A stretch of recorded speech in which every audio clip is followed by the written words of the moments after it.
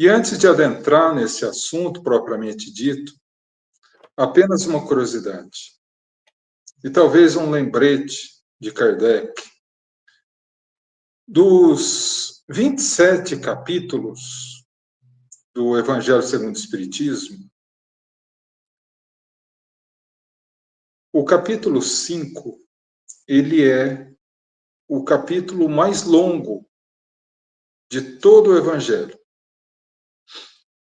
porque ele fala justamente das dores, das aflições, dos sofrimentos, da sua causa, da sua natureza, das suas consequências e da forma com que nós podemos lidar com ele. Então, analisando tudo isso, acredito que seria interessante nós começarmos a analisar o conceito. Porque eu entendo que o estudo do Evangelho, o estudo da doutrina espírita, como estudo de qualquer área do conhecimento, ela deve ser feita através da compreensão do conceito. Porque se você entende o conceito, você aplica isso em qualquer área do conhecimento, em qualquer situação, em qualquer item do capítulo 5, em qualquer capítulo do Evangelho segundo o Espiritismo. E para isso, nós precisamos começar a compreender um pouco sobre o sofrimento.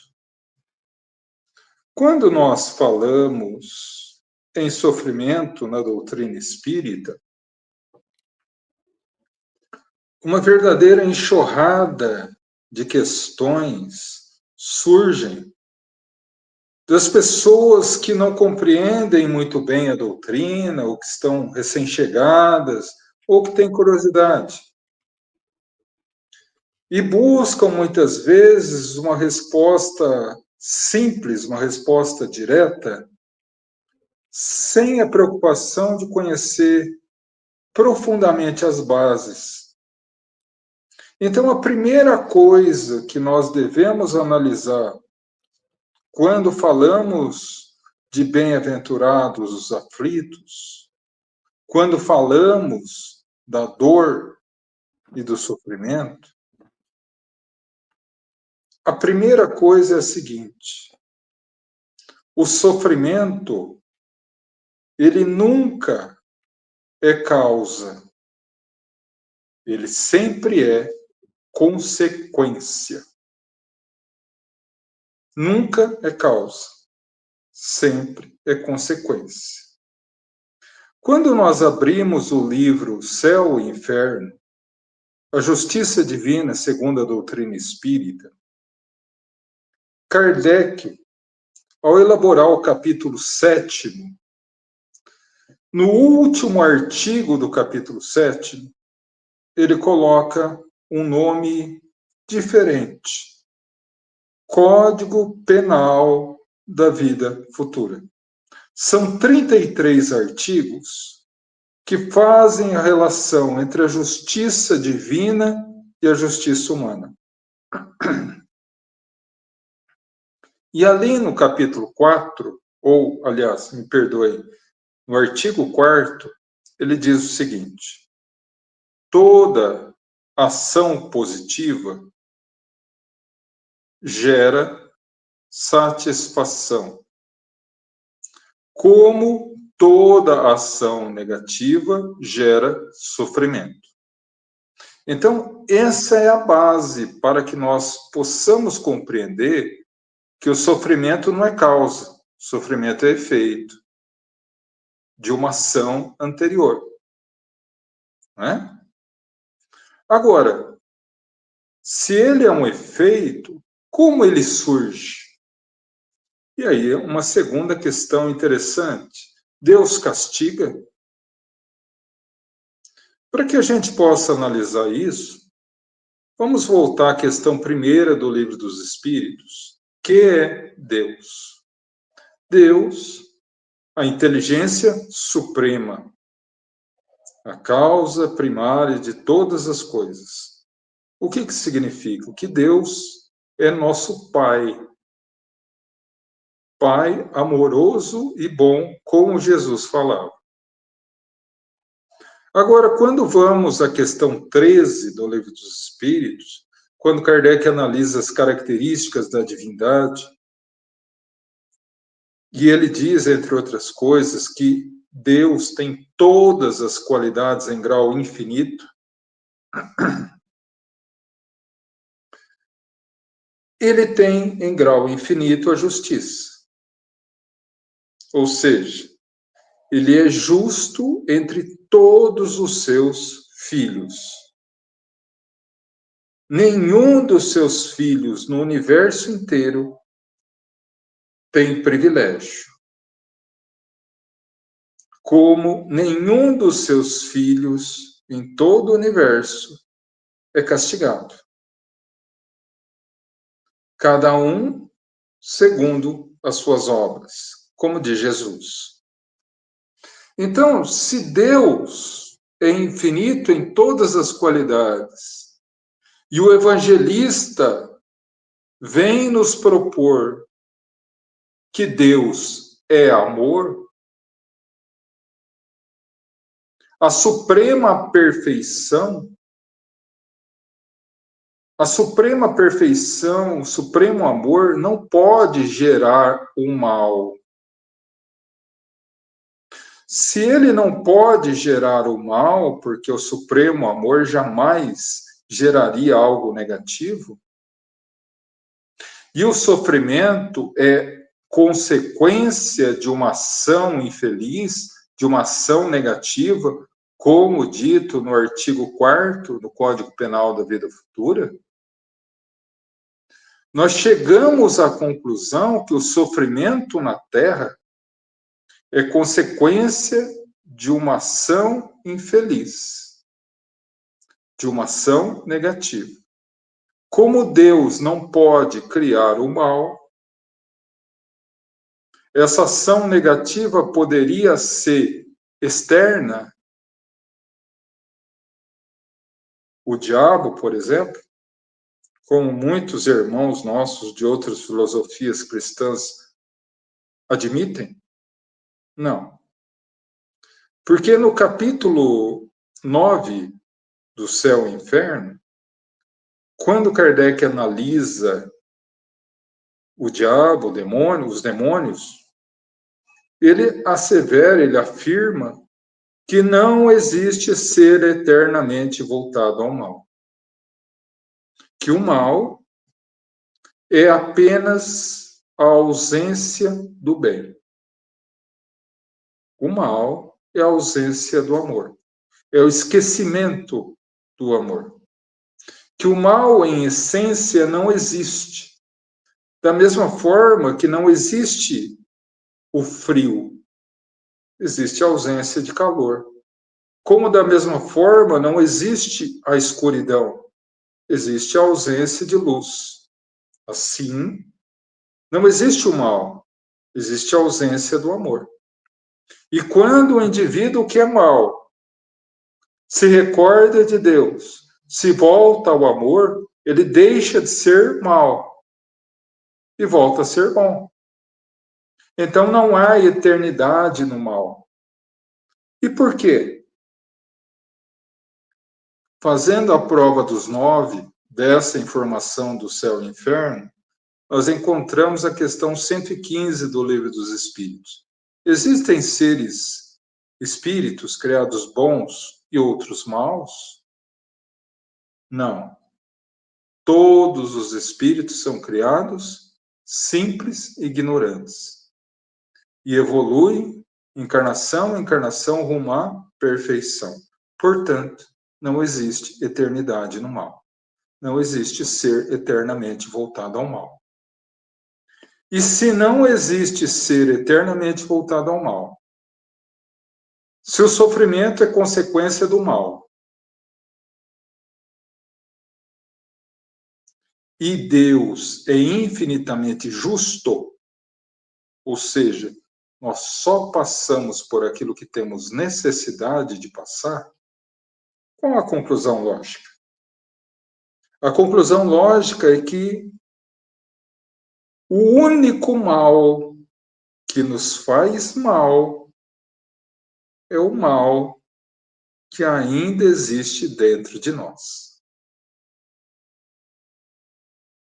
Porque o mal exterior, o mal dos outros, não consegue nos fazer mal se não encontrar em nós afinidade, se não encontrar em nós pontos de sintonia.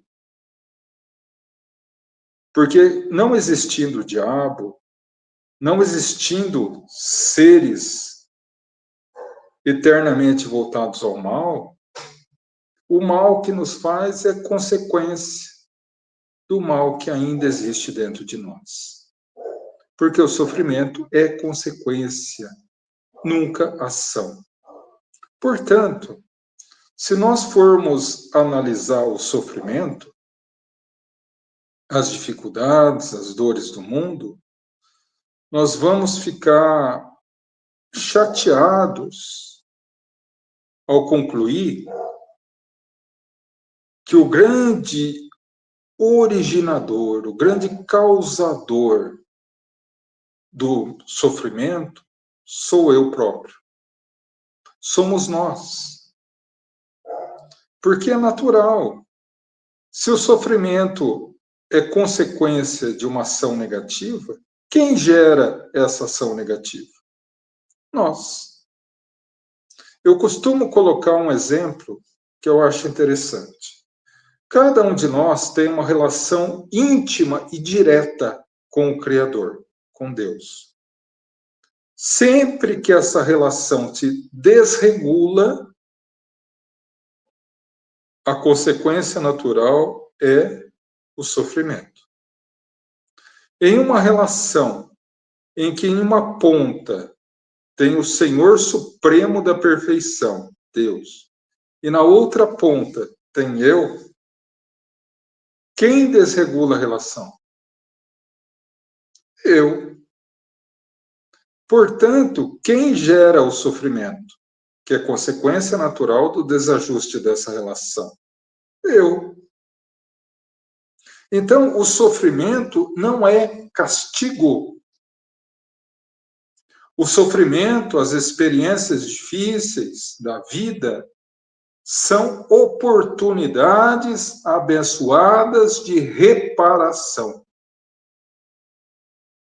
Nós não voltamos à Terra para sofrer, porque senão Deus perderia uma das suas características mais importantes, a infinita misericórdia.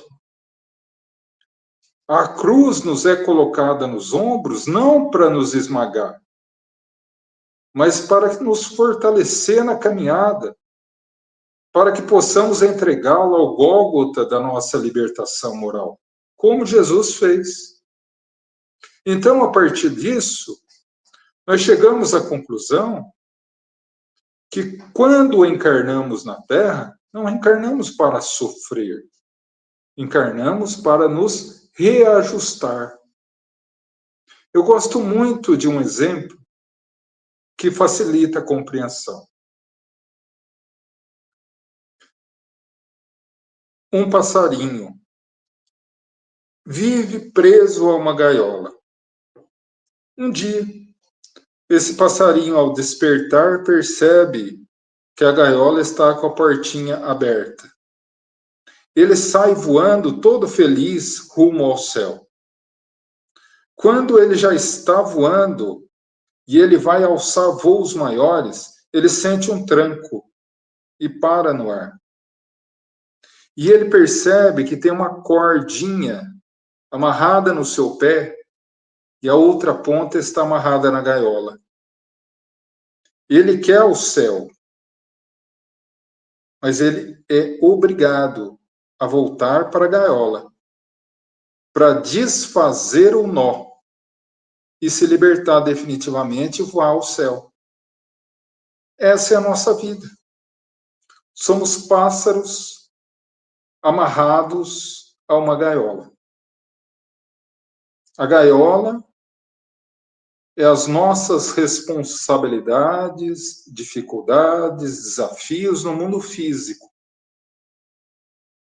E essa cordinha que ainda nos prende à terra são os nossos próprios atos equivocados que cometemos, que um a um vai gerando consequências de reparação. Ah, mas não existe o perdão? Deus não perdoa? Deus não é misericordioso? É. Mas o perdão não é apagar a falta. Porque se perdoar fosse apagar a falta, o indivíduo que erra nunca aprenderia. Não traria daquele ato negativo experiência para não cair de novo. Seria muito simples se arrepender. Porque o arrependimento por si só não é o suficiente para apagar a falta. No artigo 16 do Código Penal da Vida Futura, Kardec nos orienta exatamente isso. O arrependimento, não obstante ser um grande passo, por si só não apaga a falta. É necessário o arrependimento, a expiação, que é a reparação.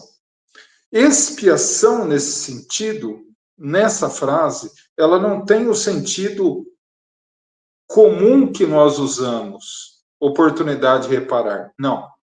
Expiação, nesse sentido dessa frase, é a dor moral de se arrepender, se ver em erro e não ter reparado ainda. Porque a partir do momento que nós arrependemos, expiamos e reparamos, estamos libertos do erro. Desatamos o nó da cordinha. Estamos livres. Então, retornamos à Terra não para sofrer, mas para desatar nós. Porque nós ainda trazemos muitos pontos de mal dentro de nós.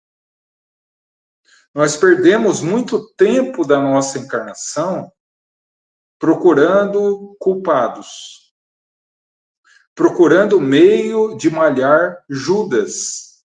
Não sei se vocês sabem a referência, mas na minha época de infância, era muito comum no sábado de Aleluia se malhar o Judas.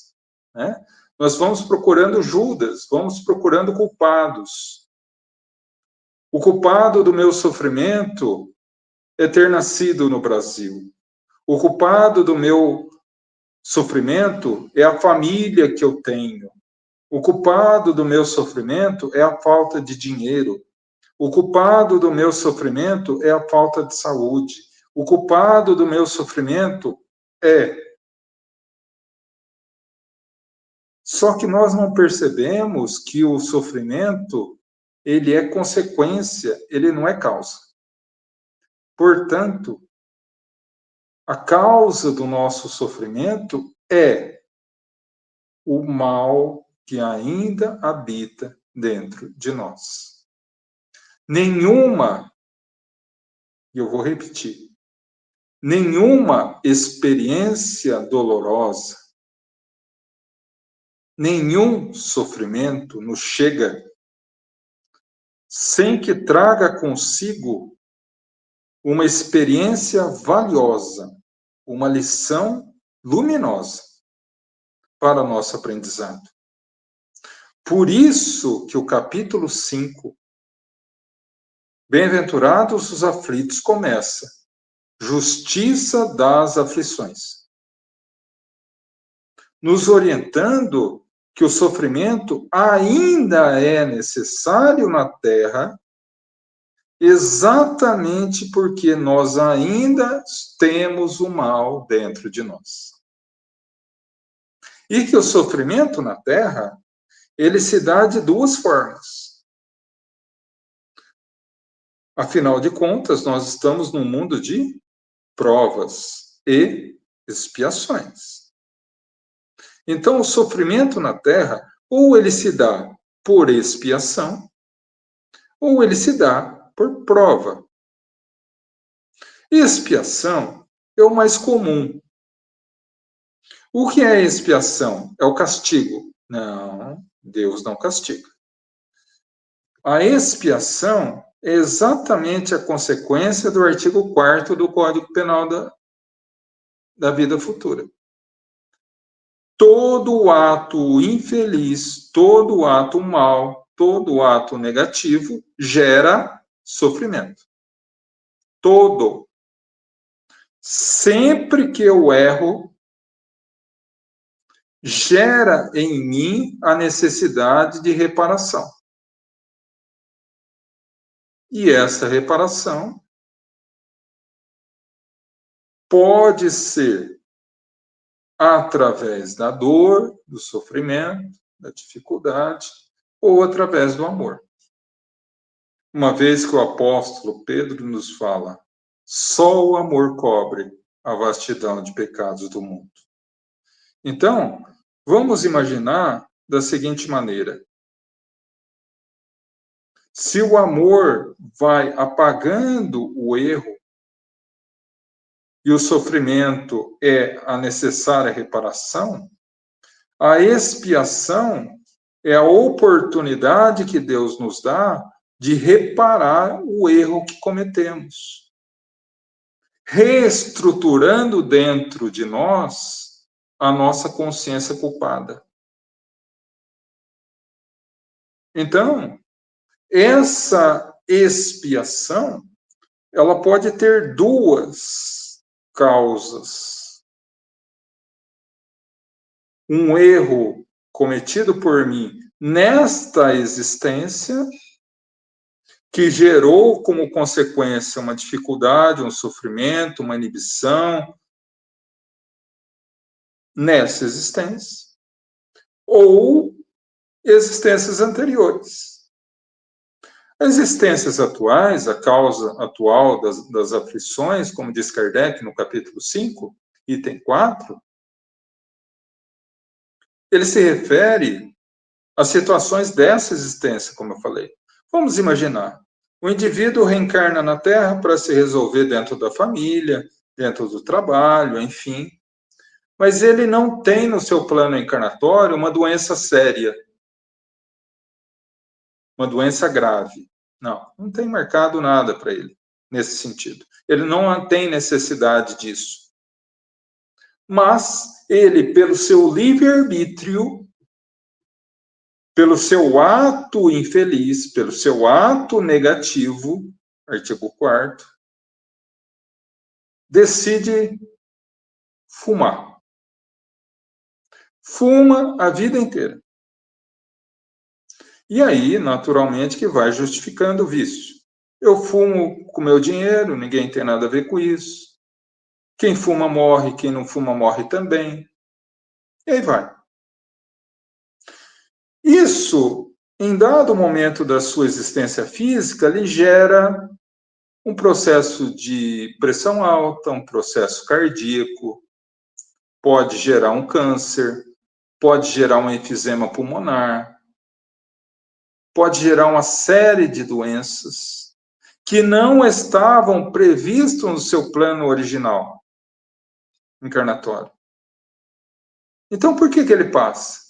Causa atual das aflições. Ele não tinha que passar por isso.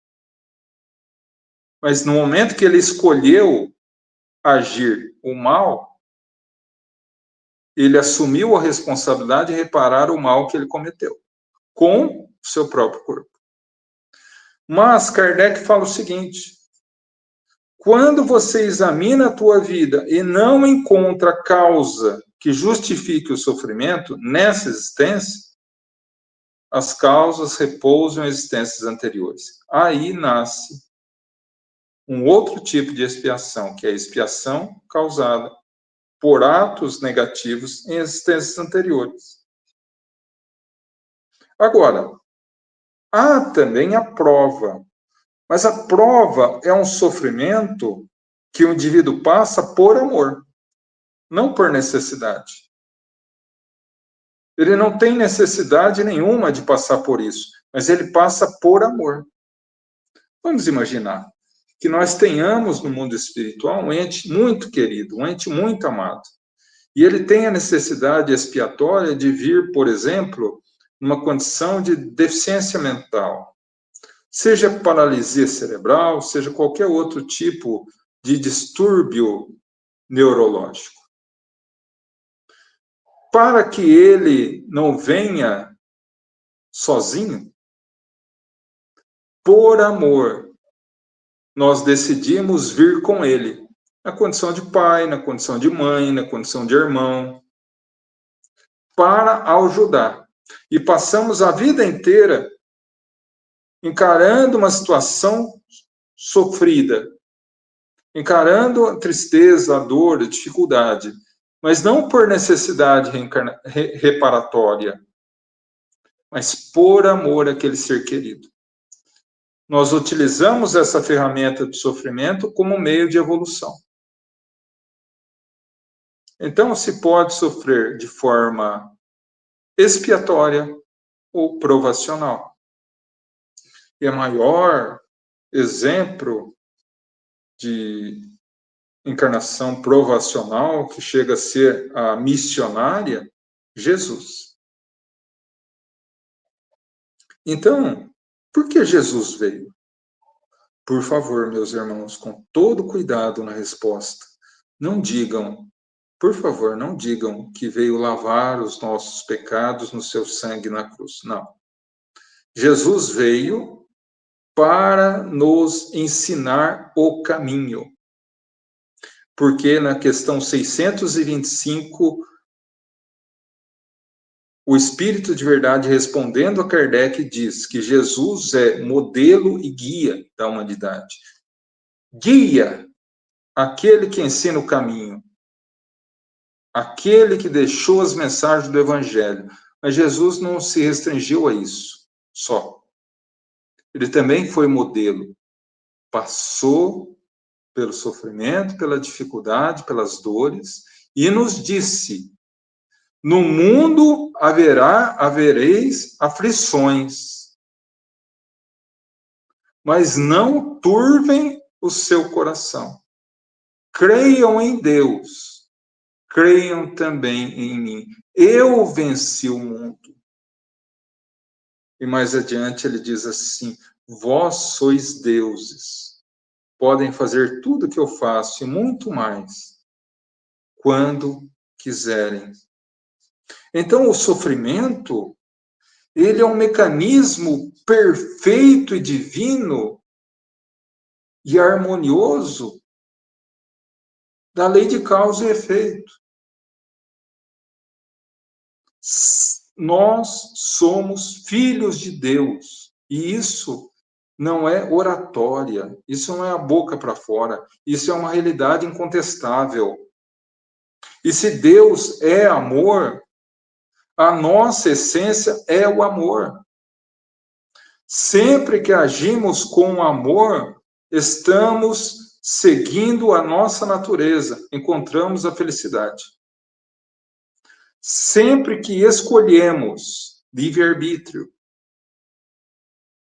escolhemos o mal, o esquecimento de Deus, estamos vivendo contrário à nossa própria natureza. Sofremos o desajuste de ir contra a nossa natureza. E isso gera marcas na nossa consciência. E o que é a consciência? Questão 621 do Livro dos Espíritos. Onde está escrita a lei de Deus? Na consciência. Sempre que eu, através do meu livre-arbítrio, opto, decido, escolho seguir o caminho errado, eu vou contrário à lei de Deus em mim, a consciência. E isso gera um distúrbio, um desajuste, um descontrole na harmonia do meu perispírito e da minha consciência. E quem precisa reparar esse distúrbio? Quem precisa reparar essa marca?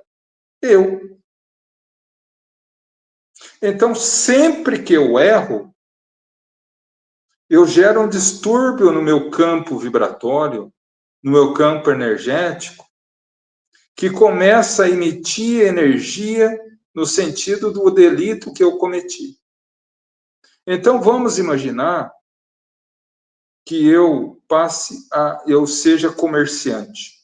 Esse é um exemplo que Humberto de Campos dá em um dos seus livros. Eu sou comerciante e vendo arroz.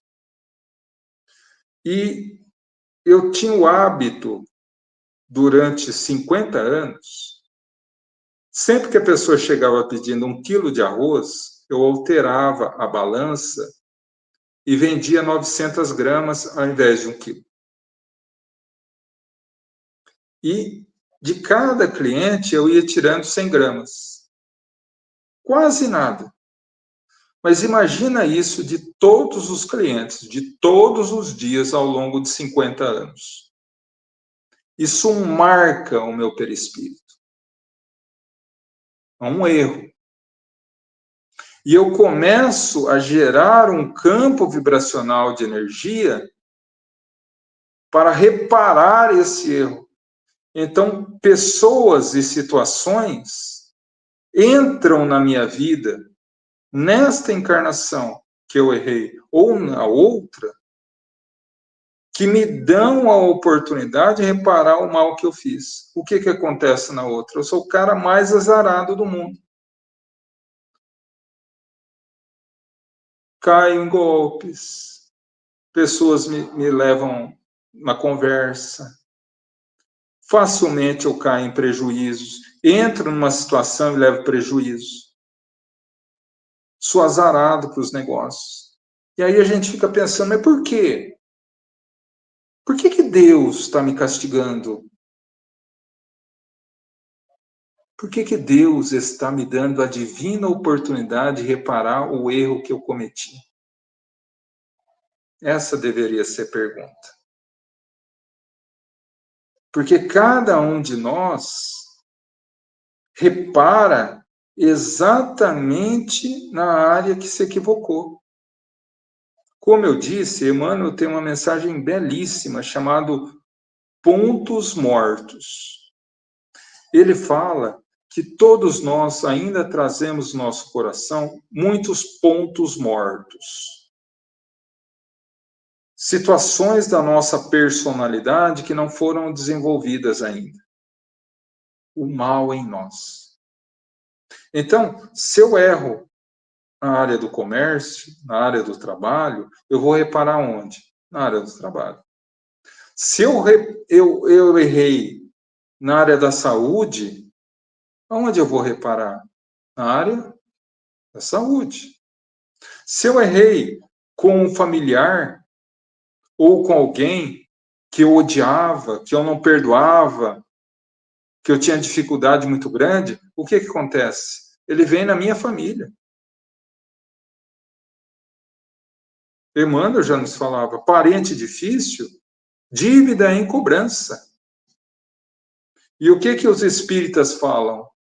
Meu Deus, por que o Senhor permitiu que esse obsessor encarnado viesse na minha vida para me prejudicar, na minha família? Mas sabe por que ele não gosta de você? Sabe por que ele não gosta da gente? Porque em vidas anteriores a gente pisou nele. E agora, nessa existência, ele volta ao nosso lado e ele não tem consciência disso. Mas é algo dentro dele diz assim, eu não posso confiar. Então, tudo que eu faço tem uma segunda intenção. Tudo que eu digo tem entrelinhas. Sempre é para prejudicar. O que eu tenho que fazer? Perdoar e abençoar. Não é isso? Amar a Deus sobre todas as coisas e ao próximo como a si mesmo. Amar os inimigos. Porque o indivíduo só vai aceitar que eu transforme essa relação que um dia eu transformei em relação de ódio. Quem que tem que mudar essa relação? Sou eu. Eu que gerei o ódio. Eu preciso gerar amor. E como que eu gero amor? Praticando o amor daquele que não gosta de mim. Porque, na verdade, eu que gerei essa falta de amor comigo. Entende? Quando a gente vai entendendo a causa, a gente vai começando a encaixar as peças. Vai vendo que a vida é justa. Só que é muito difícil ver tudo isso, porque somos extremamente orgulhosos. É mais fácil dizer, o diabo está me perseguindo, o obsessor está me perturbando, os familiares não me compreendem, o meu chefe é intolerante, os meus amigos na sociedade não ligam para mim. É muito fácil se colocar na posição de vítima. Mas lembremos Joana de Ângeles no livro Messe de Amor. Na Terra, existem injustos, existem injustiças, mas não existem injustiçados. Se o indivíduo passa por uma dificuldade, é porque ele tem a necessidade de passar. Justiça. E tem a força para superar essa dificuldade, por causa da misericórdia divina. Então, a partir disso, nós vamos compreendendo melhor a lei de causa e efeito, vamos compreendendo melhor a situação da aflição e da dor no mundo. Ah, mas se eu tivesse a lembrança do que eu fiz no passado, eu passaria bem mais tranquilo. Eu seria muito mais indulgente, muito mais paciente. Meus irmãos, no mundo espiritual, nós fazemos o cursinho. Estudamos e nos preparamos. A prova é aqui na Terra. E a prova sem consulta, para avaliar se nós realmente aprendemos. Se eu preciso adquirir paciência, se um dos meus pontos mortos do meu caráter é a paciência, eu sou muito impaciente, como que será a minha vida? Cercada de pessoas que vão me colocar à prova a paciência. Se eu sou intolerante, não perdoo de jeito nenhum, eu nunca perdoarei. E digo até com um certo orgulho. Como será a minha vida na próxima? Cheia de pessoas que vão me incitar a oportunidade de perdoar. Entende? Por que a aflição é assim? Ah, mas se eu soubesse, se nós soubéssemos o que a gente tinha feito no passado, gente, seria um desastre. Por quê? Primeiro, você não faria o certo porque é o certo a fazer. Você faria o certo porque você ficaria corroído de remorso pelo que você fez. Então, você não faria o certo porque é certo. Você faria o certo por culpa. E Deus não quer isso. Deus não quer que arrastemos o remorso pelos erros do passado. Por isso que ele nos dá o véu do esquecimento. O véu do esquecimento. E também, imagina, meus irmãos, se eu tenho no colo um bebezinho e eu olho para ele e vejo o meu inimigo do passado. Será que eu teria equilíbrio suficiente para não prejudicá-lo? Quando estava no meu colo, indefeso? A partir daí, a gente começa a compreender a lei de causa e efeito, a lei de amor, a lei de misericórdia, que são leis soberanas da vida. Que Deus não castiga, Deus dá a oportunidade. Mas a primeira, olha que interessante, todos os capítulos do Evangelho segundo o Espiritismo, se não me falha a memória, com exceção de um, não tem a instrução dos espíritos, que é o momento em que Kardec dá voz aos espíritos sobre o tema. A primeira mensagem da instrução dos espíritos, do capítulo 5, Bem-aventurados os aflitos, é de Lacordaire. E o nome é sugestivo, o bem e o mal sofrer. E ele faz uma reflexão interessante. Ele diz o seguinte: por que Jesus diz, bem-aventurados os que choram, pois serão consolados? Se estamos num mundo de provas e expiações, todo mundo chora. Todo mundo passa por dificuldade. Então, por que ele não disse, bem-aventurados todos? Porque nem todo mundo sabe sofrer, diz ele. Porque tem o bem e o mal sofrer. Quando você está passando por uma situação difícil, tendo a consciência ou não que é um erro do passado, que é um equívoco de existências anteriores ou até dessa mesma, mas você recebe essa expiação com resignação, que é uma virtude ativa. Luta para resolver, mas se não consegue resolver, não obstante tudo que você faça, entrega a Deus. Com resignação, com fé em Deus, com ânimo, com bom humor. Aí você está tirando dessa situação difícil, tirando dessa doença, tirando dessa expiação, a lição redentora, o remédio eficaz para a cura daquilo que está errado em você, em mim, em nós. Porque todo o sofrimento nos chega como alerta e como remédio para algo que está errado dentro de mim.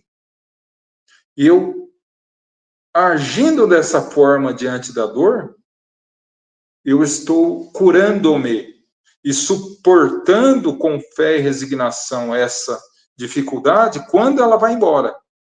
Sim, ela vai embora. Porque toda dor tem data para terminar. Quando ela vai, eu retirei dessa experiência a lição redentora, o remédio amargo que me curou. Eu estou livre.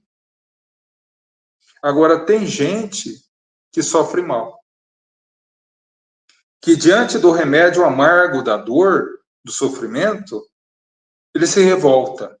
Se revolta contra Deus, se revolta contra o mundo. Eu sou um desventurado, eu sou uma pessoa que não presto, eu sou uma pessoa que sou vítima de todo mundo me persegue, Deus está me castigando. Ele não tira nenhum aprendizado, ele não toma o remédio amargo. O que acontece? Quando passa a expiação, ele aprendeu alguma coisa? Ele se curou? O que acontece com o aluno quando não tem um mínimo de pontuação para passar? Repete a lição. Castigo? Não. Nossa, João, mas diante de tudo isso, não seria melhor que Deus tirasse o livre-arbítrio? Que o livre-arbítrio fosse que nem senha de banco? Errou 3 vezes, cancela? Não. Sabe por que não? Tem um homem que é um missionário de Deus na Terra. Ele desencarnou há 2, 3 anos atrás. Ele era da África do Sul. Ele era da igreja anglicana, Desmond Tutu, Prêmio Nobel da Paz, um cara fantástico.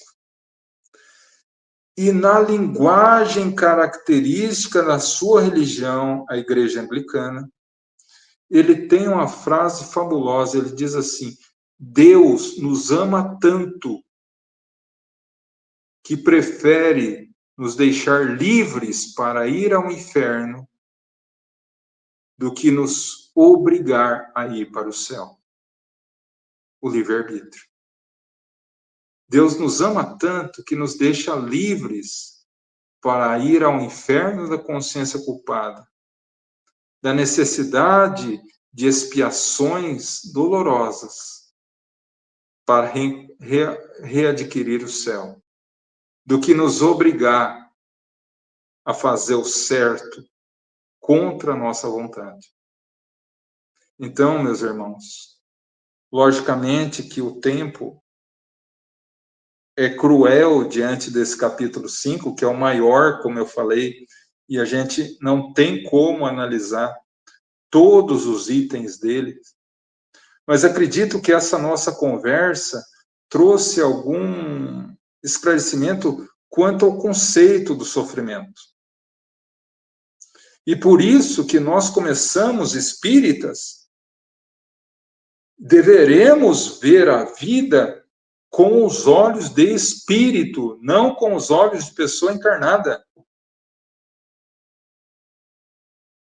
Devemos ver o sofrimento como remédio amargo. Devemos ver a prática do bem, da caridade, como ferramenta poderosa que alivia o sofrimento nosso, porque a ação do bem anula a ação do mal. Quanto mais bem nós fazemos, mais é apagadas as ações negativas que a gente faz. Né? Humberto de Campos tem uma história bem rapidinha de um homem que tinha a necessidade de perder o braço em dado momento da sua vida. Mas ele foi tão caridoso ao longo de toda a sua vida que quando chegou o momento, ele sofreu o acidente, ele teve só um corte profundo na mão. Porque o amor apaga a falta. O amor apaga, a prática do bem apaga o mal que a gente faz. E a partir daí, a gente tira a responsabilidade de Deus. A gente tira a responsabilidade de Jesus. A gente tira a responsabilidade dos mentores espirituais, do nosso sofrimento. E põe nas mãos que devem estar, nas nossas. E começamos a ver a vida de forma diferente. Quando passa um determinado sofrimento, uma determinada dor, nós sabemos que isso vai passar. E que é uma experiência que nos vai trazer a cura espiritual. Ou como diria Paulo de Tarso, na sua primeira carta aos Gálatas, quando ele fala assim: o que é para o soldado perder o uniforme se ele ganhar a guerra? Mas nós aprendemos também que a vida física é temporária. Que quando alguém desencarna, é porque muitas vezes já cumpriu a tarefa dele. Se fosse um homem de bem, teria morrido. E a gente sempre fala assim, vaso ruim não quebra. Por que não quebra? Porque muitas vezes nem começou a cumprir a sua tarefa. E aquele outro bondoso, caridoso, vai antes por quê? Porque terminou a tarefa dele. Teve a divina oportunidade de retornar para casa. Isso é viver com olhos de espírito, não com olhos de encarnado. Redimensiona as dificuldades do mundo, para que nós possamos finalmente reconhecer o divino amor de Deus por nós, não só quando Deus nos concede a bênção de coroar a nossa existência com harmonia e paz, mas principalmente nos momentos que Deus nos abençoa com o remédio amargo das aflições. Que Deus nos abençoe, meus irmãos.